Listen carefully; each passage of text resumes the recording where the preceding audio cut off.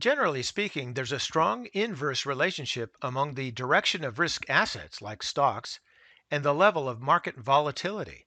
This is indicated by the negative correlation typically held between the S&P 500 price action and the VIX index, also known as the fear factor.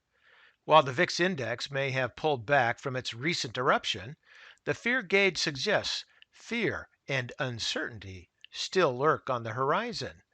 The VIX closed Tuesday with a measure of 33.61. This is notably above the long-term average of about 15, with stocks facing fresh headwinds from the reintroduced US-China trade war uncertainty.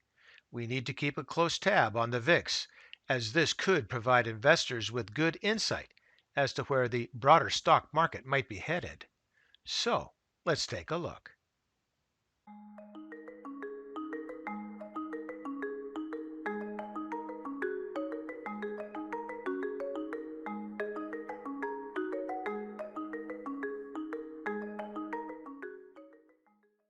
So we find ourselves once again talking about the VIX, and this is the 6-month daily chart on the VIX using stockcharts.com.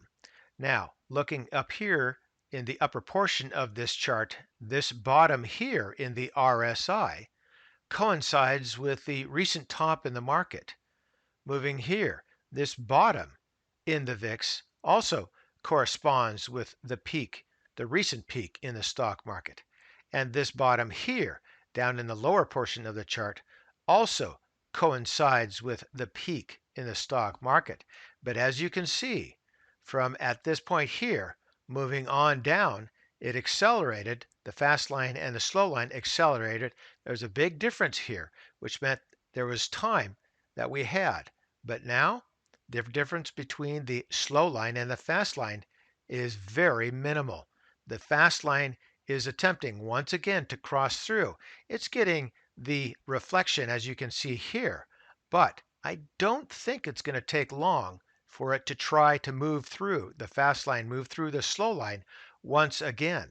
And being that we're near that zero line, that could cause trouble. So, as I remain very cautious, and I want you to remain very cautious. No need to go out and start spending cash on stocks when you might be able to get them cheaper. Because, in my opinion, if the fast line moves through the slow line on the MAC in the VIX and starts heading up, that's going to create volatility, and essentially we may have another downtrend in the stock market.